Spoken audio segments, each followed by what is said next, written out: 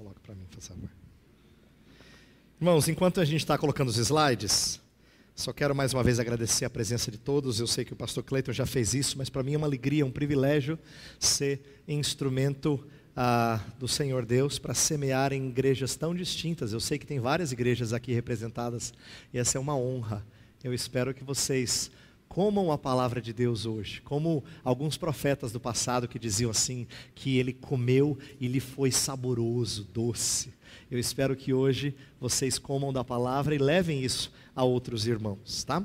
Antes de ler o texto sagrado, tá aí, você quiser pode abrir a sua Bíblia em Mateus 5, nós vamos ler versos 17, 18, porque hoje eu vou fazer um texto conhecido, que é dos versos 17 a 20, mas eu vou deixar os versos 18, ou melhor, 19 e 20 para depois. Agora eu vou ler com vocês, mas eu vou tocar no 19 e 20, mais na segunda parte, depois do nosso intervalo, tá? Então a gente vai ler o texto inteiro, porque ele tem uma lógica fechada, 17, 18, 19 e 20, mas eu vou focar na primeira parte, no 17 e no 18, na segunda eu foco no 19 e 20 um pouquinho mais, tá? Mas antes de ler esse texto, deixa eu explicar uma coisa que eu falei ontem, que eu espero ter sido um princípio importante para você aprender. Ontem eu disse que nós íamos estudar lei e evangelho de maneira invertida da maneira como está exposta na Bíblia Sagrada. Lembra que eu falei que ontem a gente fez Gálatas, hoje a gente vai fazer Mateus, e no domingo eu vou ter oportunidade na escola bíblica falar de Êxodo. Então a gente está indo de trás para frente. De propósito, e eu expliquei para vocês o porquê que eu queria falar de lei, da relação com o evangelho, da graça, de maneira invertida. Porque quando a gente olha para a revelação completa, a gente entende algumas coisas com um pouco mais de clareza para a gente ir voltando e ficando mais claro. Então não dá para você ler, por exemplo, Gênesis e interpretar a história de Abraão sendo abençoado por Deus e nele as tribos e os povos e as nações e as famílias da terra sendo abençoadas, se você não olhar para o Novo Testamento que explica isso. Então a passagem de ontem que nós lemos, falava que o Evangelho foi pré-anunciado a Abraão. Então por isso que a gente começou com Gálatas e lembrando de histórias do Antigo Testamento, a gente fez essa volta. Quando Deus nos deu o Novo Testamento, Ele não nos deu o Novo Testamento para a gente descartar o Antigo. Tanto é que eu vou terminar a minha série de palestras aqui falando do Antigo Testamento. Eu vou expor o Antigo Testamento. Mas antes de chegar lá, eu queria que você entendesse que o Novo Testamento é um óculos muito importante para ler o Antigo. O Novo Testamento é esse óculos. Ele proporciona uma leitura mais clara. E é por isso que quando a gente vai falar com pessoas, eu lembro que quando eu era mais novo, as pessoas diziam assim, quando você vai evangelizar um judeu, você fala só do Antigo Testamento? Porque o Antigo Testamento ele valoriza. E eu achava que essa era a maneira inteligente. Hoje eu entendo que se eu não anunciar Cristo, eu não falei para ele. Eu não falei tudo. A ideia não é mostrar a veracidade de Deus da maneira como ele não entende, usando apenas a porção primeira da Bíblia Sagrada, mas o cumprimento, o Deus presente é Cristo Jesus. Eu preciso usar isso para enxergar e ler. E se ele falar assim, olha, mas você está lendo como um cristão, eu sou obrigado a dizer, é claro que eu estou, porque as escrituras são amarradas desse jeito, para que Novo e Antigo Testamento não sejam vistos como duas partes estanques, apenas como antes e depois de Cristo, só isso. A nossa história não é dividida em antes e depois de Cristo, pois a Bíblia Sagrada também, mas é um mesmo livro de revelação. Então, nós fizemos Gálatas ontem, vamos fazer Mateus hoje, e essa passagem é muito importante, então quero ler com você, vamos acompanhar a leitura que eu vou fazer, e depois nós vamos orar. Não penseis que vim revogar a lei ou os profetas, não vim para revogar, vim para cumprir. Porque em verdade vos digo, até que o céu e a terra passem, nenhum i ou um tio jamais passará da lei, até que tudo se cumpra. Aquele, pois, que violar um destes mandamentos, posto que dos menores, e assim ensinar aos homens, será considerado mínimo no reino dos céus. Aquele, porém, que os observar e ensinar, esse será considerado grande no reino dos céus. Porque vos digo que se a vossa justiça não excederem muito a dos escribas e fariseus, jamais entrareis no reino dos céus. Vamos fechar nossos olhos e orar. Pai bondoso, nós te bendizemos porque tu nos dás a oportunidade de estudarmos tua palavra mais uma vez essa noite. E te louvamos pelas pessoas aqui interessadas, que querem se alimentar da tua santa palavra, querem compreender o lugar da lei e a boa nova que é Cristo sendo nosso Salvador e quem nos livra do jugo da lei. Coisas que nós vimos ontem e queremos deleitar nelas hoje novamente. Pedimos a tua orientação, teu Espírito abrindo os nossos olhos e fazendo-nos compreender melhor a tua revelação. Oramos em nome dele, Jesus Cristo. Amém. Vamos ver um pouco mais sobre a relação de Cristo com a lei. Ontem eu já falei, mas eu quero que você agora ouça aquilo que o próprio Salvador falou nos seus dias. Por que esse assunto é interessante? Eu quero começar destacando que pecado é um problema de caráter. E isso é uma coisa que todo crente deveria saber, mas às vezes a gente perde de vista. Porque o mundo não enxerga assim muitas vezes. Na maioria das vezes, pouquíssimas vezes, o mundo enxerga da maneira como a Escritura começa a descrever pecado. Pouquíssimas, raríssimas vezes, ele compreende a profundidade dos nossos erros. Deixa eu ilustrar assim. A forma da humanidade resolver seus problemas é com medidas externas e autossotéricas. Por que eu estou falando de medidas externas? Nosso país, com todas as crises que anda passando, a gente não cessa de ouvir, não deixa de ouvir a ideia de que se nós fizéssemos tal reforma, seria diferente. Mas se mexesse, se fizesse uma reforma política, aí o negócio ia para frente. Se fizesse uma reforma agrária, se fizesse uma reforma na maneira de distribuir o dinheiro, se nós fizéssemos uma reforma na educação, o Brasil ia para frente. É impressionante como isso tem sido dito há tantos anos e o pessoal acredita.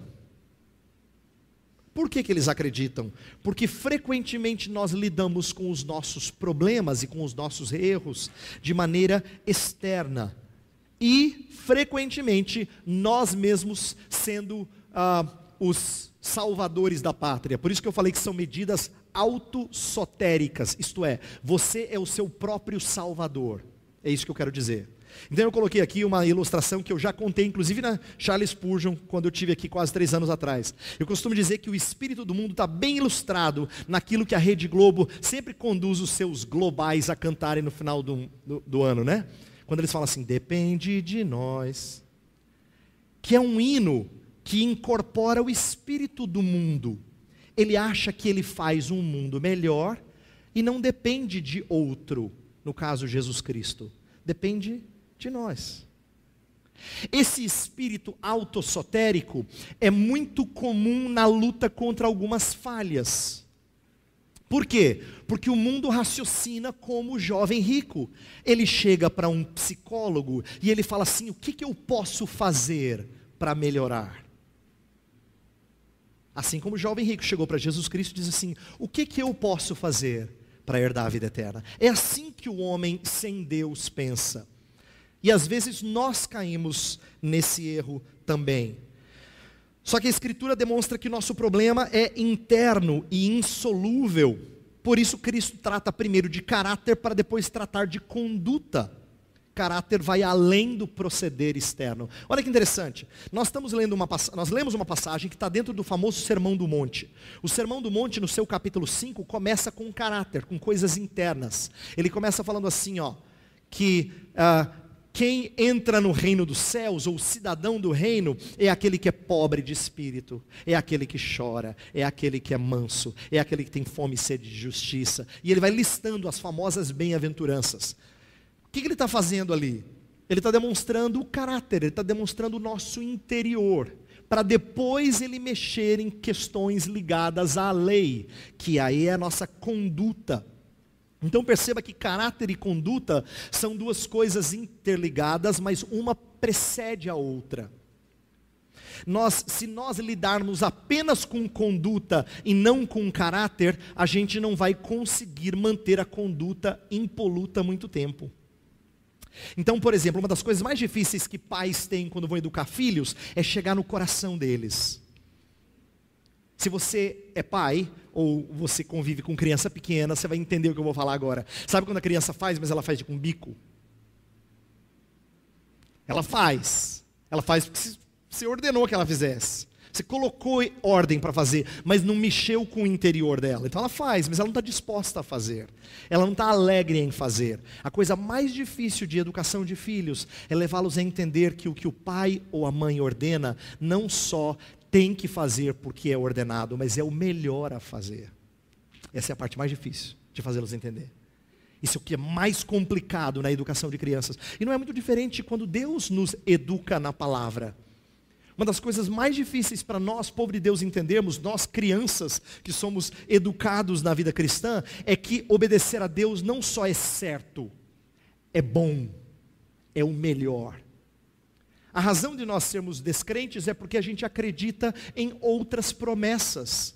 Nós caímos em pecado porque a gente acredita na promessa do pecado, de que ele vai ser em alguma medida mais prazeroso ou mais agradável. E é aí que a gente peca, porque a gente acha que nós resolvemos nossos problemas com medidas externas, antes do que com caráter, com limpeza do nosso interior. Deixa eu ilustrar um pouco mais esse problema ético. Um dos aspectos surpreendentes do ensino de Jesus está em ressaltar o elemento motivacional na obediência à lei. Nós lemos 4 versos, mas a continuidade, Jesus vai mexer com várias áreas diferentes da conduta. Por exemplo, é aqui que ele ensina que não é só matar que é pecaminoso, mas o insultar um irmão é quebra do 6º mandamento. Ouvistes que foi dito, não matarás, eu porém vos digo. Aí ele vai dizer assim, olha, é mais do que você está pensando. Não é só pegar um revólver ou uma faca e tirar a vida de alguém, que significa infrator da lei. É mais do que isso.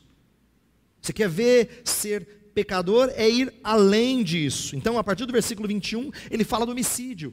E ele cita o Antigo Testamento, o mandamento que fala sobre não matar. E ele vai mostrar, quem proferir um insulto a seu irmão já está sujeito a julgamento no tribunal. Mesma coisa quando ele mexe com o 7º mandamento, não adulterarás. E ele vai dizer assim, não pense que é só deitar-se com outra pessoa de forma ilícita, que é quebra do 7º mandamento. O só olhar de maneira impura já é pecaminoso. Mesma coisa ele vai falar do 3º mandamento, que diz respeito a juramento, tomar o nome de Deus em vão. Então ele vai falar assim, olha, não é só jurar falsamente que é pecaminoso, mas é a necessidade de ter que jurar já é quebra do mandamento. O que Jesus está ensinando aqui? Que existe algo mais profundo do que as pessoas costumavam enxergar acerca do mandamento. Nós achamos que cumprimos quando nós fazemos aquilo que externamente parece bom aos olhos dos outros. Mas Jesus vai mostrar como o nosso problema é muito mais sério. Pecado é mais profundo do que meros maus hábitos. Isto é, práticas ruins. Uma das coisas fantásticas da teologia advinda da Reforma, mas isso não é da Reforma, Agostinho pegou isso lá atrás e a Reforma só continuou o que Agostinho havia compreendido, é que pecado é uma coisa muito presente, profunda no coração do ser humano. Não é simplesmente o ato de fazer algo, mas é o fato que algo o move para aquilo, é uma insatisfação para o que Deus lhe deu, para com aquilo que Deus forneceu a ele. E Jesus vai mexer nessas coisas, mostrando a profundidade do pecado e como resolver esse problema. É importante entender como é que Jesus vai aprofundar esse assunto. Veja só, eu quero dar ilustrações aqui para que esse assunto fique claro. Entender a profundidade do pecado, a intenção da lei, afeta até o aconselhamento. 2 exemplos de aconselhamento apenas para ilustrar. Aconselhar uma mulher consumista a cortar seus cartões de crédito e cheque a fim de limitar suas compras, mexe apenas no hábito, não na motivação. Segundo exemplo, aconselhar um homem iracundo a contar até 10, a bater em um saco de pancada ou a praticar algum esporte para aliviar o estresse, mexe apenas no sintoma, não na raiz. Por que eu estou dizendo isso? Frequentemente a gente ouve esse tipo de recomendação, não é? Uma pessoa fala assim, não adianta, eu não posso ir para o shopping que eu vou comprar.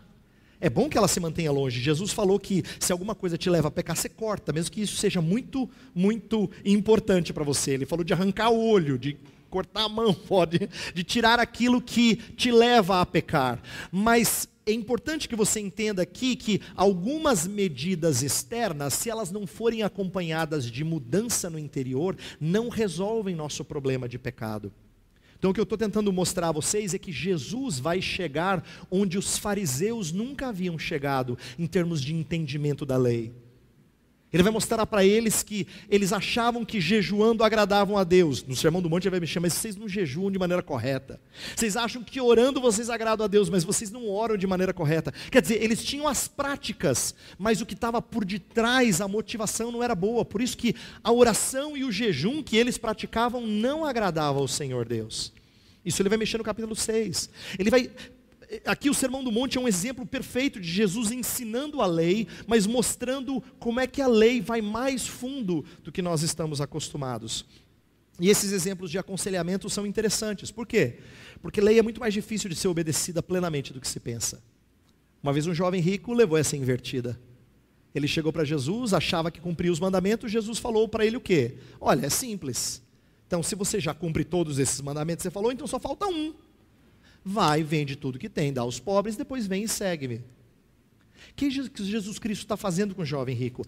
A mesma coisa que ele fez com a mulher samaritana que eu falei ontem. Ele está aplicando a lei, só que quando a lei é aplicada de maneira dolorida, de forma a sangrar, as pessoas percebem que você não é capaz de cumpri-la. E é isso que o jovem rico entendeu. Veja só, Jesus falou para ele assim, sabes os mandamentos? Não matarás, não adulterarás, não furtarás. Que são resumidos no Novo Testamento como amor ao próximo. Paulo resume esses mandamentos como amor ao próximo, lá em Romanos 13. Então, quando Jesus disse para ele assim, vai, vende tudo que tem, dá aos pobres, ele estava tentando mostrar para ele, provar, para ver se realmente ele amava o próximo. Você ama o próximo? Então faz o seguinte, abre mão do que você mais ama. A Bíblia não fala, amarás o próximo como a ti mesmo. Então você tem que abandonar o que você tem que dar aos outros aquilo que você mais ama. Você tem que conceder aos outros aquilo que é o seu amor maior. Jesus está testando, está mostrando para ele que ele não cumpre a lei. Por quê? Lei é mais difícil de ser plenamente obedecida do que a gente imagina. Nós somos gente carente de solução externa. Olha só, qualquer mensagem motivacional é nula de força para mudar nosso interior. Não precisamos de estímulo, mas de salvação. De nada vale você gritar assim, nada, nada para quem está morrendo afogado. Estou dizendo isso por quê? Porque frequentemente as mensagens que a gente ouve em púlpitos evangélicos, às vezes com boa intenção, é no final o pastor chegando e exortando você, e batendo em você, e dizendo assim, você precisa nadar. Só que você está afogando. E quem está afogando precisa ouvir o Evangelho de Deus, resgatando desse perigo de morte, para que ele agora tenha forças de fazer o que Deus lhe ordenou. Ontem, quando eu falei sobre lei e Evangelho em Gálatas, eu quis dizer que nós precisamos nos alimentar daquilo que Deus fez e ainda faz por nós, para que nós respondamos a Ele em obediência. Quando Paulo expunha as suas cartas, frequentemente ele começava com uma descrição da obra redentora de Deus em Cristo Jesus, e aplicada pelo Espírito. Para quê? Para depois dizer assim, agora andem de modo digno da vossa vocação. Porque ele estava tentando ensinar para o povo que essas coisas são o alimento, são a motivação para a nossa obediência. Eu ensinei uma ilustração simples lá na igreja onde eu pastoreio, e eu fiquei surpreso de ver como alguns guardaram. Quando a gente fala de conduta correta, mas a gente não tem o Evangelho por detrás, transformando o nosso interior, é igual você olhar para um carro lindo, polido, brilhando, coisa mais linda, você abre o capô, não tem motor. Não tem motor. E carro sem motor não funciona. Não adianta você polir, não adianta você passar aquela cera, não adianta você deixá-lo brilhando e bonito, ele não tem motor. O que move o povo de Deus a obedecer a palavra dele?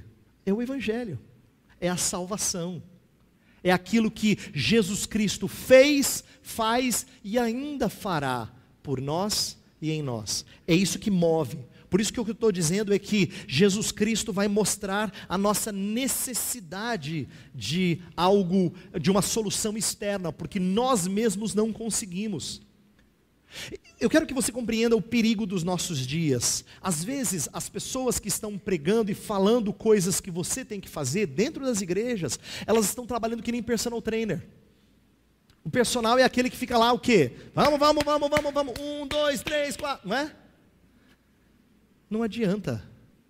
Sinto te dizer, você não tem preparo físico. Você é doente, lembra? Eu não falei que a lei, ela é problema para quem é doente? É o chocolate para o diabético, é a flor para o alérgico. Você é doente, eu também sou. Não adianta um personal chegar e dizer. Por isso que o que eu queria que você tivesse enxergado ontem, e a gente vai falar um pouquinho mais hoje, é que Jesus Cristo não é o seu personal. Pode parecer bonito, né? Dá até um estudo legal de jovens assim no sábado. Jesus, o seu personal. Não. Ele não é o seu personal. Jesus é o seu Salvador. Você precisa de muito mais do que alguém como exemplo. Por isso que eu falei ontem. Em seus passos, o que faria Jesus é muito diferente do que o que fez Jesus por você. É o que Jesus fez por você e faz em você que motiva você a andar, que permite você andar. Lembra, a epístola aos Hebreus, quase todinha, é uma descrição maravilhosa da obra de Cristo. E de como a obra de Cristo ela é superior a todos os sacrifícios anteriores, ao sacerdócio anterior e tudo mais. E aí depois ele fala assim, que à vista dessas coisas agora nós temos que correr. Correr como? Olhando firmemente para o autor e o consumador da fé. Depois de tudo que ele fez por você, e dos exemplos de homens e mulheres do passado que correram com perseverança, ele exorta você e eu a corrermos. Mas só que ele diz uma coisa de Jesus Cristo que é muito importante, que a gente não pode perder de vista. Ele não é só o autor da sua fé, ele é o consumador da sua fé. Ele começa e inicia, ele que permite você caminhar e trilhar toda a trajetória. A relação de Cristo com a lei, portanto, vai nos auxiliar a entender esse nosso dilema ético presente. Tá? Eu quero tentar mostrar um pouco mais hoje da relação de Cristo com a lei e fazer algumas aplicações sobre as nossas lutas contra o pecado e as dificuldades que os homens têm de vencer seus vícios, seus erros, suas falhas. Deixa eu explicar um pouco mais do contexto do Sermão do Monte, para que isso seja útil para você. O Sermão do Monte é um dos melhores exemplos em que Cristo ensina a sua lei. Ontem eu falei isso, deixa eu repetir. Às vezes a gente aprendeu na igreja de que quando Jesus Cristo chegou, acabou a lei. Não, quando Jesus Cristo chegou, ele ensinou de outro monte.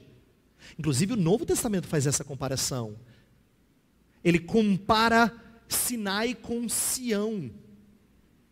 Porque ele quer que a gente entenda que o fato de Jesus Cristo ter subido num monte e ensinado, é o mesmo Deus que deu a lei do monte para o seu povo. Cristo está fazendo a mesma coisa aqui. Ele está ensinando lei a partir do monte. Então nós temos que entender que tem lei no Novo Testamento. É claro que tem lei. Lei não perde a sua validade. A gente tem que entender agora o que Jesus Cristo faz em relação a ela. No próprio capítulo 5, o Senhor Jesus ilustra a sua relação com a lei ao apresentar 6 antíteses. A partir do verso 21, que é o texto que a gente não leu, em diante ele vai dizer assim: ouvistes que foi dito. Aí ele traz um dito antigo. Eu, porém, vos digo. Aí você fala assim, não, então Jesus está querendo mudar tudo. Vocês ouviram isso, eu, porém, vos digo. A impressão que dá é que ele quer quebrar totalmente. Essa comparação levanta a discussão da relação entre antigo e novo. É por isso que muitas pessoas têm a impressão de que o novo quebra com tudo do antigo. Começa do zero, a total descontinuidade. Porque Jesus, ouvistes que foi dito, eu porém vos digo. Em alguns momentos ele cita inclusive mandamentos explícitos, mas ele parece contradizê-los quando ele fala, eu porém, meu ensino é outro, eu porém vos digo isso aqui. Então a gente precisa compreender como é que Jesus Cristo se relaciona com a lei e qual é a relação entre a lei do Antigo e a lei do Novo Testamento. Então essa mensagem é para tentar aprofundar um pouco mais.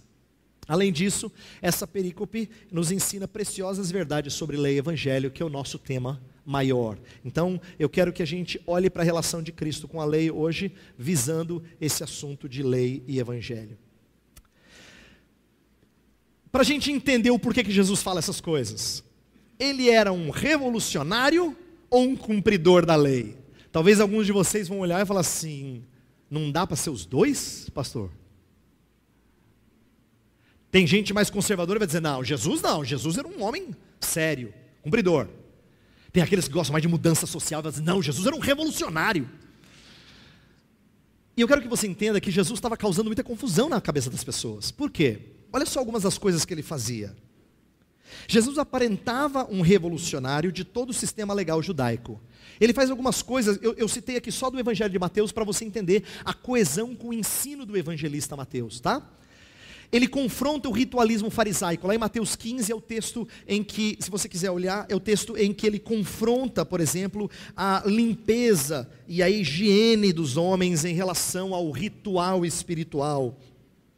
Os discípulos de Jesus comem sem lavar as mãos e Jesus não é criticado por falta de higiene, de lavar as mãos quando vai no banheiro, coisa desse tipo. Não é esse tipo de regrinha. Eles estavam entendendo que esse lavar, esse purificar, era uma forma de você se purificar espiritualmente.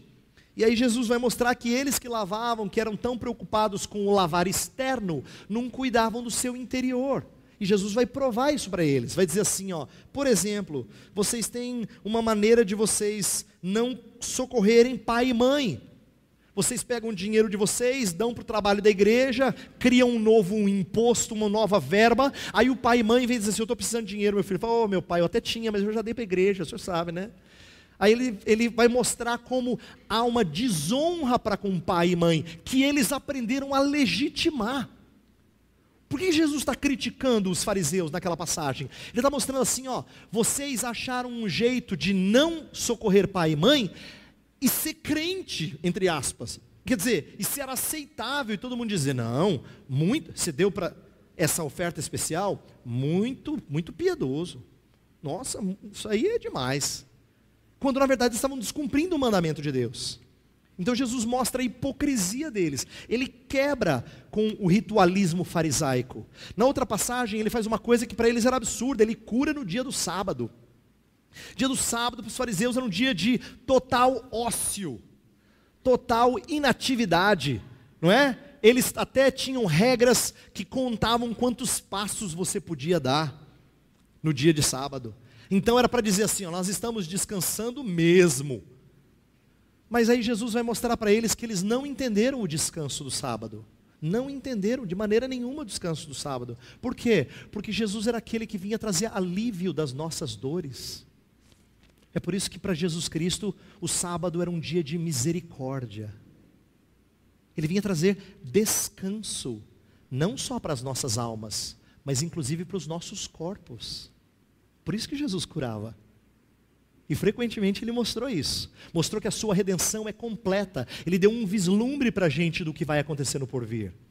Quando nós teremos nossos corpos transformados. Quando nós formos ressuscitados com Ele. E por causa dEle, para termos um corpo semelhante ao dele. Jesus estava dando assim, vislumbres dessas coisas. É o aperitivo. Sabe quando você experimenta um aperitivo, você fala, é bom. Imagina o prato principal. Jesus estava mostrando isso, ele estava dando perspectivas, eu li um autor que falou uma coisa que me surpreendeu, eu nunca tinha pensado nisso.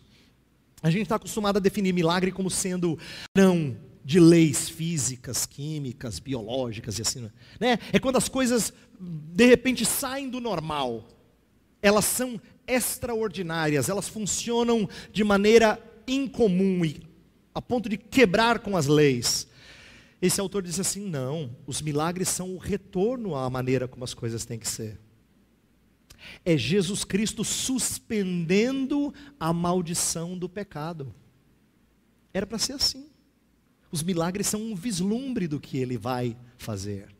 Apocalipse 22 fala da árvore da vida cujas folhas saram todas as enfermidades. Ele está mostrando para o povo de Deus um pouco da sua redenção. Mas o que eu quero que você entenda é que ele faz isso no sábado, e ao fazer isso, ninguém entendeu. Os fariseus não entenderam. Então eles estão achando que Jesus é um homem que só veio para acabar com o sistema judaico. Ele é contra o seu próprio povo. Porque em vez de chegar aqui e obedecer às regras que os fariseus estabeleceram, ele muda tudo. Terceiro exemplo é quando Jesus Cristo no final ensina, e ele não cita os mestres da lei. Antigamente, você citava um mestre para você dizer, olha, conforme diz o fulano de tal. E Jesus não, Jesus dizia assim, ó, eu porém vos digo. Ele era a própria autoridade. E sabe o que é pior? No final do Sermão do Monte, lá no capítulo 7, versículo 28 e 29, diz assim que o povo ficou pasmo, porque ele não era igual aos demais, ele falava com autoridade. Imagina a ira dos fariseus. Começou um problema ortopédico geral, que era um negócio sério. Uma dor aqui nessa região, que foi um negócio assim. A ira, tamanho, o ciúme, por causa da maneira encantadora como ele atraía as pessoas. Agora presta atenção. Embora isso seja bonito para nós, porque nós amamos o Salvador, eu quero que você entenda que ao fazer esses três exemplos que eu dei aqui, ao confrontar o ritualismo farisaico, ao curar no sábado, ao ensinar com a sua própria autoridade, ele parecia estar rompendo com tudo. Jesus parecia estar rompendo com tudo. É por isso que ele começa o verso 17 dizendo assim, voltando lá, Mateus 5,17, não penseis que vim revogar a lei ou os profetas. Não vim para revogar, vim para cumprir. Jesus mostra algo que parece ir na outra direção em relação ao que ele fez. Por que ele está dizendo isso? Porque ele está mostrando, defendendo-se de acusações, mostrando-se cumpridor da lei dos profetas. Lei e profetas aqui é semelhante àquele sentido de lei que eu falei ontem. Às vezes Paulo usa lei como referência ao Pentateuco, às vezes até em outros contextos como um resumo de toda a Escritura. Aqui lei e profetas são duas das três partes tradicionais do Antigo Testamento.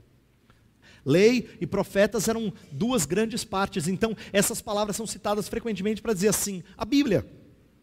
Você acha que eu vim descumprir a Bíblia? Na época não tinha o Novo Testamento, então a Bíblia deles era o Antigo Testamento. Não, eu vim cumprir a Bíblia. Eu não vim acabar com ela, não vim revogá-la, eu vim cumpri-la. Eu vim cumpri-la. Jesus está tentando mostrar, né, com o cumprimento dessas duas grandes partes do Antigo Testamento, essa continuidade orgânica com todo o Antigo Testamento. Ele está tentando mostrar que ele vem não para começar um novo capítulo. Não é verdade que no final do Antigo Testamento parou o filme e no começo do Novo começou um novo filme, uma nova história. Não são duas Bíblias, é uma Bíblia. E eu quero que você entenda isso. A riqueza da revelação é que ela é integrada. Existem mudanças que acontecem com a vinda de Cristo? Claro que existem, e o Novo Testamento as explica de maneira surpreendente. Mas o que a gente não pode perder de vista é de que ele está certo em dizer, você está pensando que eu estou descumprindo a lei? Não, eu estou cumprindo a lei. Então o que ele está fazendo? Uma das coisas que ele está fazendo, não é a única, mas uma das coisas que ele está revelando aqui, é a profundidade da lei de Deus. Ele vai revelar quão rica é a lei de Deus. A lei é santa, justa e boa, e Jesus vai mostrar isso. Por que é importante? O que a gente aprende com isso? Que a gente não deve ter ojeriza ao conceito de lei, como se fosse pertinente apenas ao Antigo Testamento. Como eu falei, crentes que se portam assim, os chamados antinomistas, abolem os mandamentos em nome da lei do amor. Se esquecem de que o amor é o cumprimento da lei. Quando a gente fala de amor a Deus e amor ao próximo, nós não estamos falando de coisas completamente diferentes de não matarás, ou de não terás outros deuses diante de mim. A gente só está mostrando a motivação que leva alguém a não ter outro Deus diante de mim. Quer ver um exemplo? Os casados aqui. Quando você diz para sua esposa ou para o seu marido, você é o meu único amor, eu não quero mais ninguém além do que você. Por quê? Por que você se compromete a não ter outro ou outra além dele ou dela? Porque você ama. Amor cumpre lei. Por isso que não terás outros deuses diante de mim é cumprimento de amor para com Deus. E não matarás é cumprimento de amor para com o próximo. E é assim que o Novo Testamento demonstra a relação da lei com o amor. Essa é uma razão dos 10 mandamentos caírem no desinteresse, no desconhecimento dos evangélicos em geral. Esses preceitos não fazem mais parte essencial de nossa educação cristã na igreja, como faziam no passado. Eu estava conversando com um irmão antes de vir para cá, falando de como nós perdemos de vista isso. Essa ojeriza para com a lei faz com que os crentes de hoje praticamente não saibam os 10 mandamentos. E eu lamento isso, porque a igreja cristã do passado, e até pouco tempo, julgava muito importante. Hoje, se eu perguntar aqui, apontar o dedo e falar 6º mandamento, 8º, é capaz de dizer assim: agora o senhor quer que eu fale? Por quê? Porque não é comum a gente recitá-los, não é comum a gente entendê-los como um resumo da lei. Mas no passado os crentes julgavam que isso era importante. Vou dar um exemplo, vou falar um pouquinho disso, só para você entender. Um dos famosos catecismos escritos por Agostinho de Hipona, o grande pai da igreja, grande teólogo dos séculos IV e V, era chamado Enquiridion. E ele dividiu o seu catecismo em 3 partes: fé, esperança e amor. Que são as 3 palavras citadas por Paulo em contextos diferentes, né? Tem lá em Tessalonicenses, Coríntios e tal. Então, fé, esperança e amor. Agora, por que ele defende isso? Porque ele entende que a fé é o que nós cremos. Não é fé no sentido de confiança, é o que nós cremos. Inclusive, a igreja deixou um famoso credo, uma declaração de fé, que passou a ser regra para muita gente. Creio em Deus Pai, Todo-Poderoso, Criador dos céus e da terra, o chamado credo apostólico. Depois ele falou de esperança, e esperança diz respeito às coisas que nós aguardamos. Crentes, depois de Agostinho, passaram a entender que uma das boas maneiras para a gente falar de esperança é falar da oração do Senhor. Por quê? Porque a oração do Senhor é aquilo que expressa não só a nossa confiança presente em Deus, mas o que Ele há de fazer. É por isso que tem assim: santificado seja o teu nome, venha o teu reino, seja feita a tua vontade. E o amor, o que é o amor? O amor é o cumprimento da lei. Então olha que curioso, depois de Agostinho, na Idade Média inteira e na Reforma, a Reforma não acabou com isso, e até pouco tempo, quando um crente novo era ensinado o início, o básico da vida cristã, ele era ensinado 3 coisas: o credo apostólico, os 10 mandamentos e a oração do Pai Nosso. Tanto é que os catecismos da igreja foram escritos com essa tríplice divisão. Por quê? Eles entendiam que essas 3 coisas eram uma boa introdução. Quando João Calvino escreveu a primeira edição das Institutas, ele fez questão de ter de 6 capítulos, um capítulo sobre a lei, um capítulo sobre a oração, porque ele estava entendendo, ele estava nessa tradição, todo mundo ensinava isso. Agora olha que curioso, se durante séculos as pessoas aprendiam isso, por que nós em pleno século XXI, com internet, vídeo para lá e para cá, e podcast e não sei o que mais, a gente não sabe nem citar os 10? Uma das razões, eu creio, é porque a gente pegou ojeriza pela lei. Porque a gente não entendeu o propósito dela na vida cristã. E aí ninguém nunca nos ensinou. Pelo contrário, diz: nós não estamos mais debaixo da lei. É verdade, eu expliquei ontem, nós não estamos mais debaixo da lei para nossa justificação. É lógico que não. Nós estamos debaixo do tratamento gracioso de Deus, mas eles esquecem de que o verso de onde eles tiram, o capítulo de onde eles tiram esse verso, melhor dizendo, Romanos 6, é um capítulo de santificação. É um capítulo que fala de dedicar os membros para a obediência da palavra de Deus. É um capítulo de santificação, de obediência a Deus.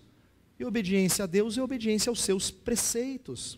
Por isso que eu quero resgatar o entendimento da lei como sendo boa.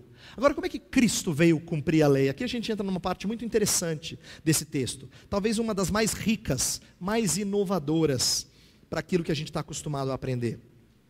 O sentido de cumprir, Jesus fala lá no versículo 17, não penseis que vim revogar a lei ou os profetas, não vim para revogar, vim para cumprir. De todos esses 4 versos, é possível que essa palavrinha seja mais debatida pelos comentaristas, porque ela mostra como é que você entende Cristo Jesus em relação ao Antigo Testamento, em relação à lei. Então, o que significa cumprir? E em toda essa discussão, uma das coisas que eu aprendi é que não dá para dizer simplesmente que ele quer falar, eu vim confirmar. Eu estou falando aqui de lei, estou falando que a lei não é descartada, os 10 mandamentos não são descartados no Novo Testamento, mas eu não quero que você entenda que Jesus chegou simplesmente para dizer assim, ó pessoal, o que estava lá, continua de pé, viu? Não é só isso que ele falou. Por que não é só isso? Porque Jesus Cristo é o ápice da revelação, lembra que a gente falou? A revelação crescendo. Então Jesus Cristo vai mostrar desenvolvimento da revelação. Ele vai mostrar que a revelação é mais rica do que as pessoas perceberam. Portanto, eu não creio que ele está dizendo apenas confirmar e estabelecer. Ele está indo mais longe.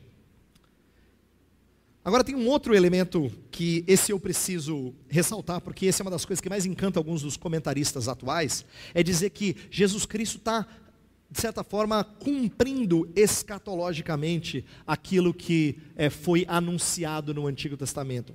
Assim como sua vida e ações cumpriram as profecias do Antigo Testamento, esse é o sentido de cumprir nos primeiros capítulos de Mateus, seu ensino cumpriu a lei do Antigo Testamento.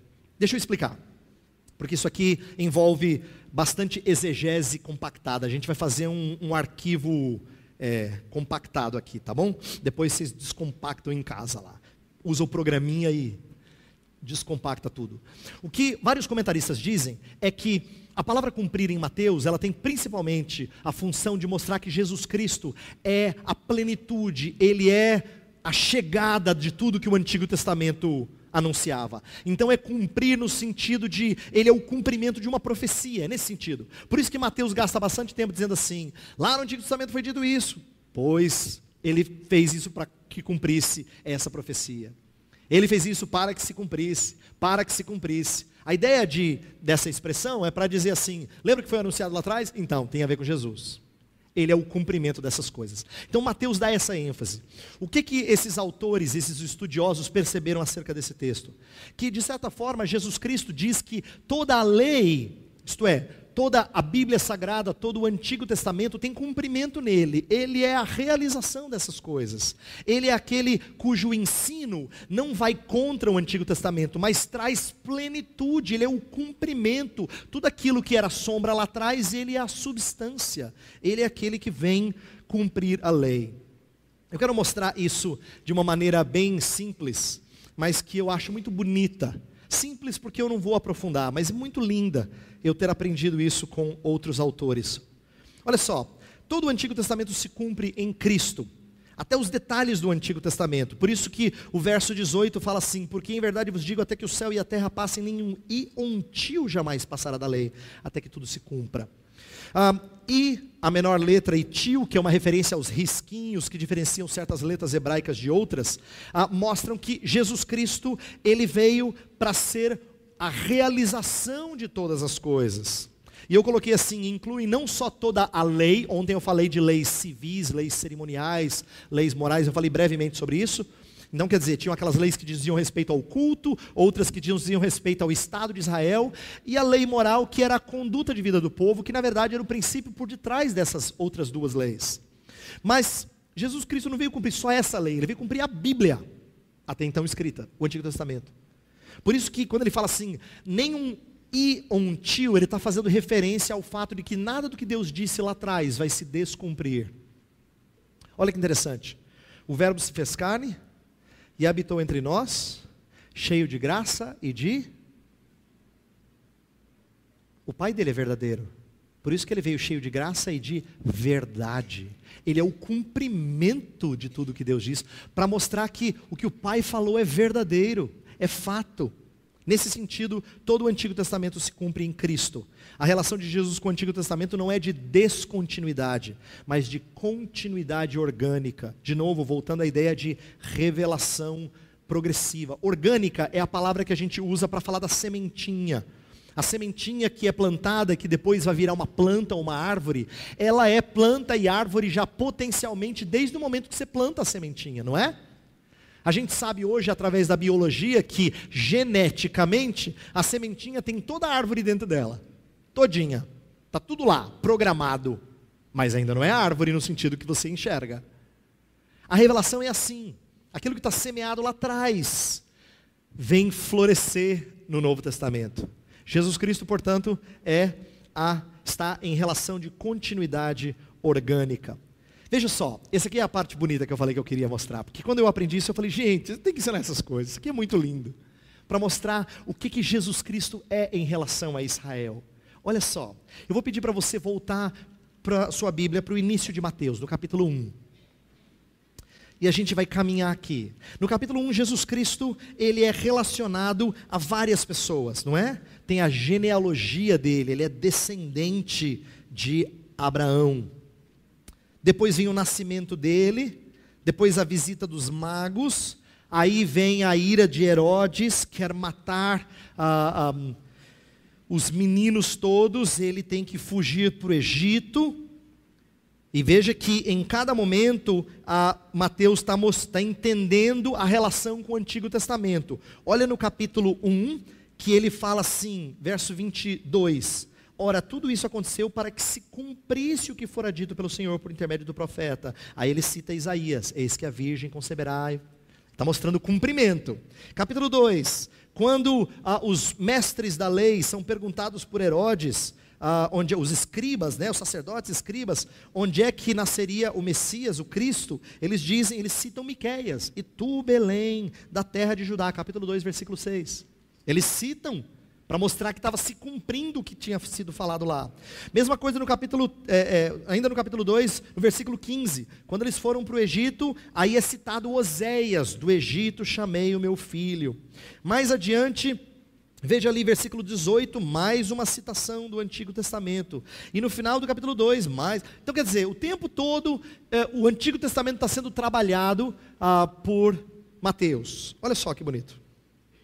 Jesus é o representante corporativo de Israel. O que eu quero mostrar agora a vocês é que Jesus Cristo vem, na verdade, reviver uma história muito semelhante a Israel. Por quê? Enquanto o bebê ele é libertado, não é assim que a nação é desenvolvida, nasce? Ele sai do Egito, olha só, mesma coisa que aconteceu com Israel. Na hora do batismo, ele é purificado, por isso que batismo é comparado com águas por Paulo, e ele vai usar isso lá na frente nas cartas para dizer, passar pelas águas. Depois ele caminha pelo deserto, no capítulo 4, até chegar no capítulo 5, que é quando ele sobe no monte para proferir a lei. Olha que coisa fantástica. Jesus Cristo está vivendo uma mini história de Israel na sua própria história. E Mateus monta isso de propósito. Ele monta isso para todo mundo entender que Jesus Cristo é o verdadeiro israelita, que nenhum outro israelita conseguiu ser em relação à lei. Ele é o homem de Israel, ele é a luz dos gentios. Ele é aquele que na mesma história de Israel tem um resultado completamente diferente. Veja só, o Salvador, a gente não vê em nenhum momento a ida para o Egito ou saída do Egito como sendo razão de murmuração. No deserto, nosso Salvador não transgride a lei. Pelo contrário, ele cita a palavra de Deus e afasta Satanás. É bem diferente o resultado de Jesus Cristo. Mas ele vive a mesma história, porque ele é o representante corporativo de Israel. E depois profere sua lei de um novo monte, como eu falei. Ele cumpre a justiça antes de exigir justiça. O que eu quero mostrar é que Jesus Cristo está mostrando. Lembra que ontem nós falamos das falhas? Na segunda parte de ontem eu falei das falhas do Antigo Testamento, né? Como Israel falhou vez após vez, tudo apontando para Cristo. Cristo vem e ele não falha uma única vez, a ponto da sua impecabilidade ser proferida inclusive por um pagão. Durante 3 vezes no interrogatório de Pilatos, ele fala assim, eu não acho nele crime algum. Eu não acho nele crime algum. Eu não acho nele crime algum. Ninguém achou. Tinham que inventar para poder condená-lo. Lembra das falsas acusações? Por quê? Porque Jesus Cristo reviveu tudo com perfeição. Ele cumpre a justiça. Mais do que isso, ele mostra agora o espírito da lei. Olha só que interessante. Jesus contrastou o legalismo e a religião externa dos escribas e fariseus com os motivos corretos. A lei já falava das motivações corretas. Entenda, não é que no Antigo Testamento era só conduta externa. No Antigo Testamento já tem algumas dicas que mostram motivações. Por exemplo, o 10º mandamento, não cobiçarás. Cobiçar não é uma atitude externa, é um problema interno, é um problema do coração. E a lei já tinha isso no Antigo Testamento. Os 2 grandes mandamentos falavam de amor. Jesus não inventou amar a Deus sobre todas as coisas e o próximo como a si mesmo. Isso é o resumo da lei que já estava lá. Mas no Antigo Testamento tinham práticas como, por exemplo, circuncisão, que eram práticas externas, mas os profetas frequentemente criticam o povo por serem incircuncisos de coração. Então o Antigo Testamento já tinha essa preocupação de motivações corretas. Só que Jesus Cristo avança a discussão ao focar em motivações antes que atos e ao intensificar o juízo para consequências eternas. Ele vai falar de coisas seríssimas. Ele vai dizer assim, acho que vocês não entenderam a seriedade da lei e não entenderam a seriedade do pecado. Porque ele vai chegar no texto que a gente leu, de Mateus 5, no verso 20, ele vai falar que uma justiça que tem que exceder em muito a dos escribas e fariseus. Ele vai mostrar a importância disso. No versículo 22, ele fala que as pessoas estão sujeitas a julgamento, para mostrar a seriedade da lei. No versículo 30, a mesma coisa. Ele fala assim, se a tua mão direita te faz tropeçar, corta e lança fora, para que o seu corpo não seja lançado no inferno. Ele vai mostrar a intensidade do juízo. Por quê? Porque a lei é seca. A lei é seca, ela não tem misericórdia. Jesus Cristo vai mostrar a necessidade que o povo tem de vir a Ele. O problema é que os fariseus não queriam ir a Ele. Eles queriam ir contra Ele, não é verdade? Porque eles se julgavam cumpridores da lei. Jesus vai mostrar para eles, portanto, o espírito da lei, que eles não entenderam. Olha só, todo o Antigo Testamento se cumpre em Cristo, eu já falei isso. A relação de Jesus com o Antigo Testamento não é de continuidade. A ênfase em cumprirmos os mandamentos aponta para os mandamentos que são perenes. Olha que interessante, no versículo 19, que a gente vai refletir um pouquinho mais depois, fala assim, aquele pois que violar um destes mandamentos, posto que dos menores, e assim ensinar aos homens, será desconsiderado mínimo no reino dos céus. Aquele porém que os observar, será considerado grande. E aí ele vai falar dos mandamentos. E ele trabalha com não matarás, trabalha com não adulterarás, trabalha com outros mandamentos, mas ele vai mostrar que esses mandamentos são perenes, ele não vai jogá-los fora, ele não veio para cumprir. Só que ele vai mostrar um entendimento deles que as pessoas não tinham tido anteriormente. Isso mostra a imutabilidade da lei moral. Eu falei um pouco disso ontem, mas eu quero reforçar agora de outra maneira.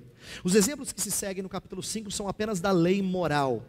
Mais do que só atestar a utilidade do Antigo Testamento para os nossos dias, mais do que só falar que nem tudo do Antigo Testamento se cumpriu ainda, Jesus está atestando a imutabilidade da lei divina baseada em seu caráter. Afinal, a lei é uma expressão da natureza do legislador. Ontem eu falei que a lei não muda, a lei é a expressão do caráter de Deus. Por isso que Deus não rasga a lei e fala assim, esquece, vamos passar uma borracha. Por que eu disse isso? Eu quero que você veja Jesus fazendo isso. Ele não vai falar assim, ouvistes que foi, versículo 21, ouvistes que foi dito aos antigos, não matarás, e quem matar estará sujeito a julgamento. Eu, porém, vos digo, fica tranquilo, pode matar. Claro que ele não diz isso. O eu, porém, vos digo, não é ir contra, é ir mais longe. Vocês entendem de um jeito, mas eu vou mostrar para vocês que é mais longe do que você pensa. É mais profundo do que você imagina. A lei afeta mais do que você está acostumado. O porém não é para dizer, totalmente o contrário que eu estou propondo. Não é isso. Jesus está mostrando que a lei moral continua. Por lei moral eu estou me referindo aos princípios de conduta da vida de um fiel a Deus. E os 10 mandamentos sempre foram tidos como um resumo da lei moral. Jesus está mostrando a importância dessa lei. Os autores que defendem o cumprir escatológico da lei entendem que o texto não diz respeito ao que Cristo obedece, mas apenas ao que ele ensina. Porém, aqui vem a minha contribuição, eu acho que tem mais do que isso.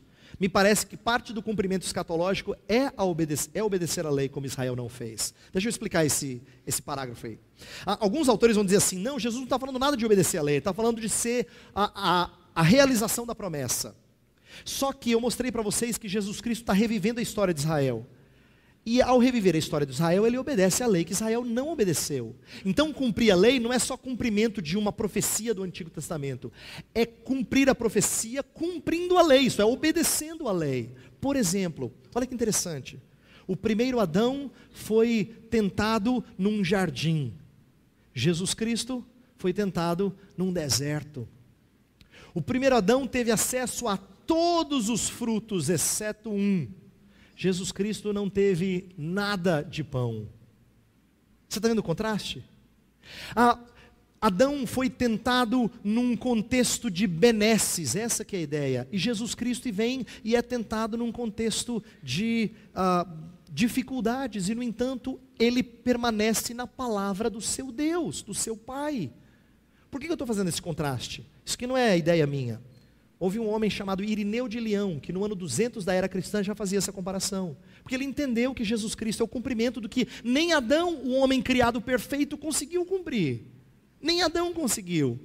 E Israel não saiu do Egito e começou a reclamar? Pois o nosso Salvador não é murmurador.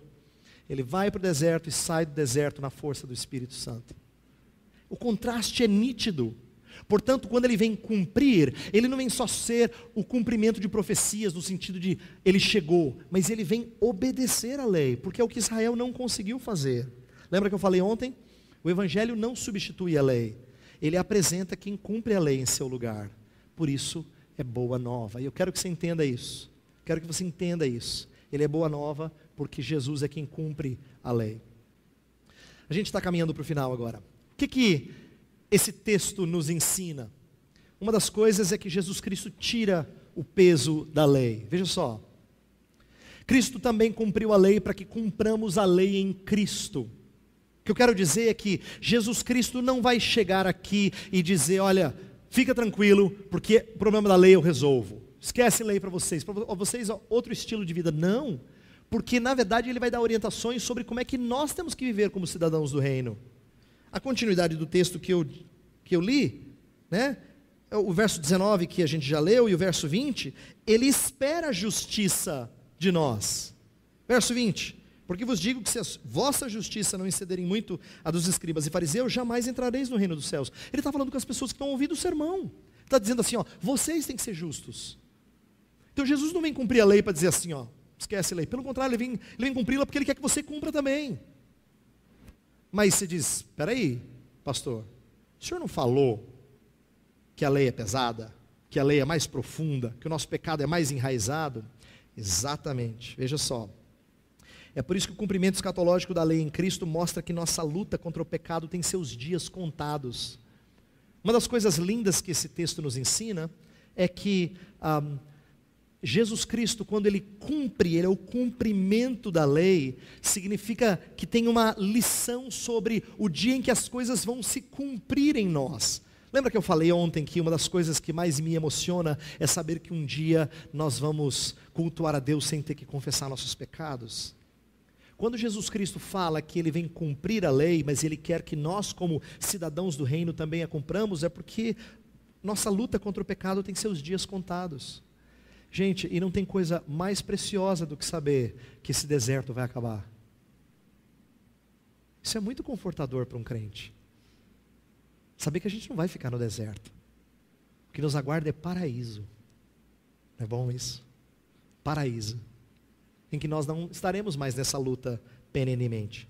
Cristo primeiro cumpre a lei por nós, para depois cumprir a lei em nós. E aqui que eu quero que você compreenda.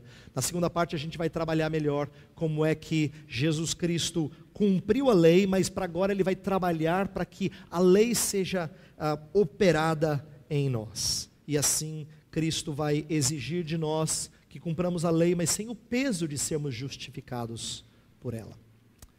Eu peço a Deus que dê a você vontade de cumprir aquilo que está na lei de Deus, mas sem o peso de ter que agradar a Deus ao fazer isso. Eu quero que você compreenda isso e eu vou terminar com essa ênfase. Jesus Cristo, quando diz que vem cumprir, ele vem coordenar o seu povo na caminhada. Eu quero terminar com uma ilustração que está lá em Hebreus 12, que eu já falei, mas agora eu vou contar de outro jeito. Quando fala em Hebreus 11, o famoso capítulo dos heróis da fé, e diz assim, que Noé, Abraão, Moisés, e vai citando um por um. Lá no capítulo 12, é o fechamento desse capítulo, que fala assim que nós temos que desembaraçar de todo o pecado que tenazmente nos assedia, e temos que correr com perseverança, olhando para o autor e consumador da fé. Presta atenção, esse autor está nos dizendo, dentre outras coisas, ele está pedindo que nós corramos com aquele que já correu por nós. Sabe o que é gostoso dessa corrida? Por mais que ela seja pesada, que o pecado tenazmente nos assedia, é que a gente pode tirar essas coisas e correr sem a obrigação de vencer sozinho. A razão da gente olhar firmemente para o autor e consumador da fé é porque ele já está na linha de chegada. Ele está pedindo para você correr com os olhos nele. Romanos não chama você e eu de mais que vencedores? Você já jogou em time bom? Que você sabia que você só tinha que tocar a bola e o cara fazia o resto? É verdade, você que gosta de futebol, você sabe o que eu estou falando. Você já jogou com gente craque? Que você fala assim, cara, é fácil jogar nesse time. Você faz parte de um time assim. Pode parecer que não, porque você é meio perna de pau. Eu também sou. A gente dá cada bola fora. Mas eu quero que você entenda que nós fazemos parte de um time que tem alguém que é extraordinário. Extraordinário. E ele já se tornou um de nós, para caminhar nosso caminho, para trilhar os nossos passos. E agora ele nos chama, vem, vem. É por isso que a sua corrida e a minha corrida é olhando firmemente para o autor e consumador da fé. Isso aqui é impressionante. Essa perseverança que nós temos que ter, não é baseado na força que vem de dentro, é baseado no fato de que ele já fez, e ele nos aguarda, e nos chama para que a gente trilhe um caminho agradável ao Pai. Depois do intervalo a gente vai falar mais sobre isso. Por favor.